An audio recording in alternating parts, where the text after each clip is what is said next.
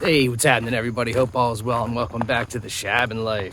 So I'm not quite sure where we are as far as videos or how far along I've brought you guys in regards to where the garden is right now, but we've been planting a bunch of stuff out for hopefully some fall crop. And one of those, which was a perennial, was some strawberries. Some of those won't be around till next year. Actually, both of them probably won't be ready till next year, but we wanted to get them in the ground this year. And I did get to planting those the other day, and I have a little bit of video, I think, from that. So while I'm walking to the garden, why don't you guys check out that video?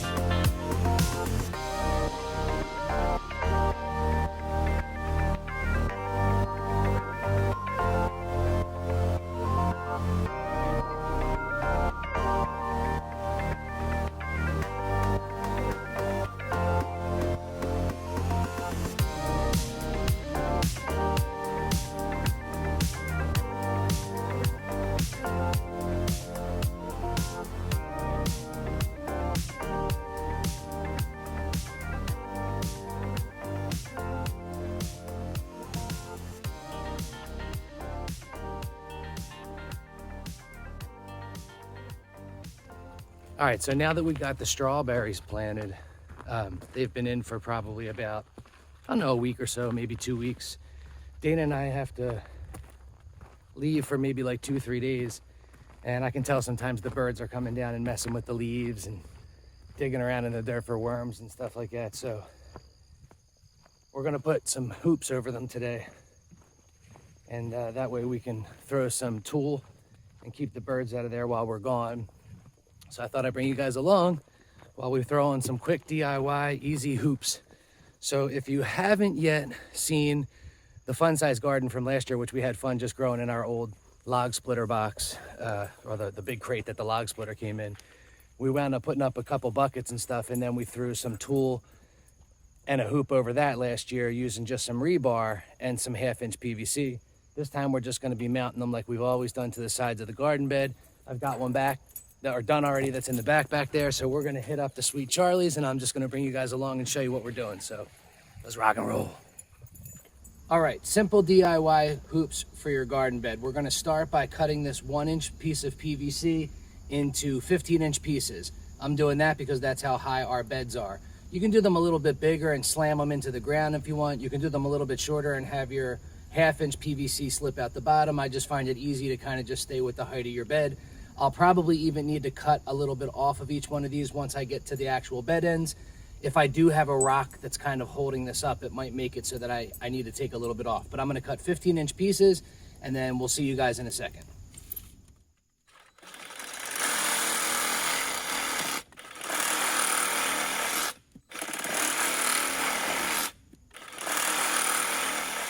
The next thing you're going to want to do is take your tape measure, figure out where down your bed you want your 3 or your 4 or your 5 hoops to be.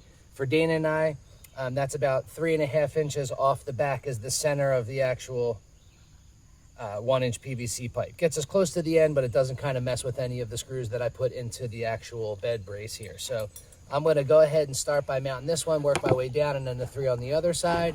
And then we'll come back and we'll put the 1-inch PVC hoops across.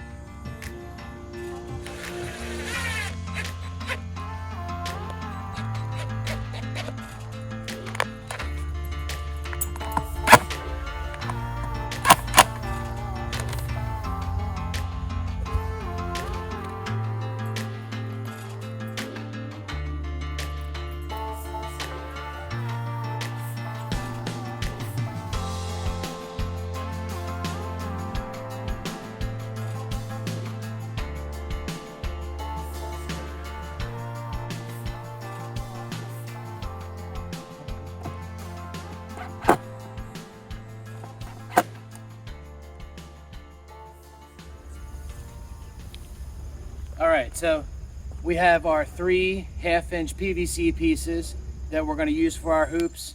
I forget what I used. These must have been 3 new ones from last year with the rebar. So if you're going to put them inside the 1-inch pieces like we used, you're going to have to cut the bell ends off of each pipe. So we're going to start by cutting the bell ends off so that all you have is a straight pipe on both ends, no bell end.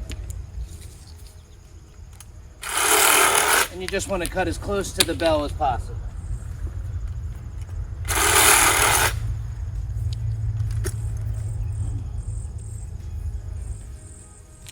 And then once you got everything all cut off, we're just basically going to slip everything into the 1-inch PVC.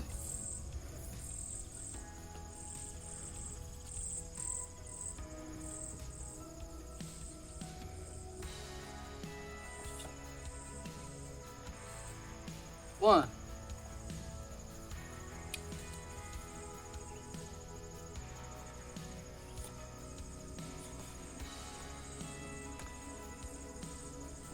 2.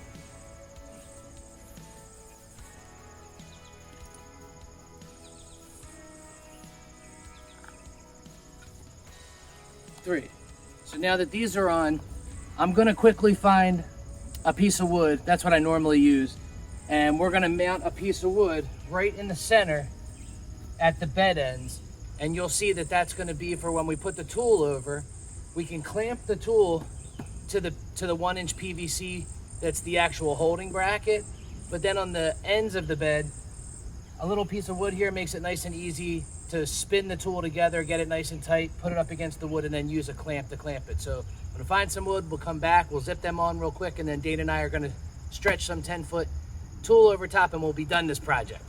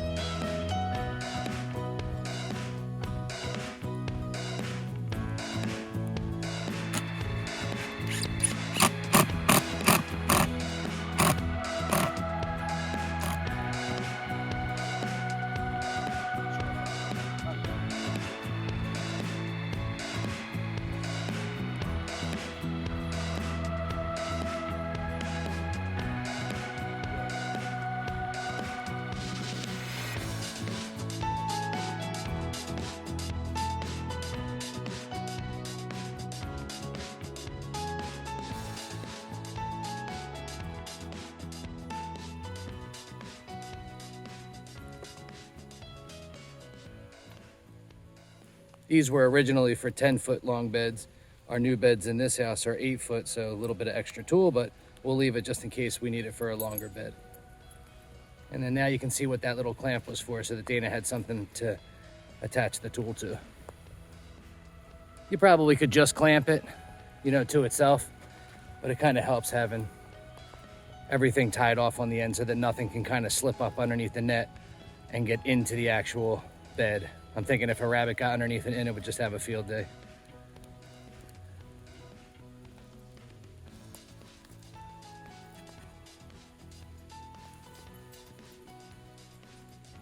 And that's all she wrote. So now they're protected at least from the birds, because I think the birds are what we're actually getting in there. The rabbits, I think, were eating a little bit of the leaves that were coming over the sides of the bed, but I think it was the birds that were actually in there. So there you have it. Quick, easy DIY hoops for your raised garden beds.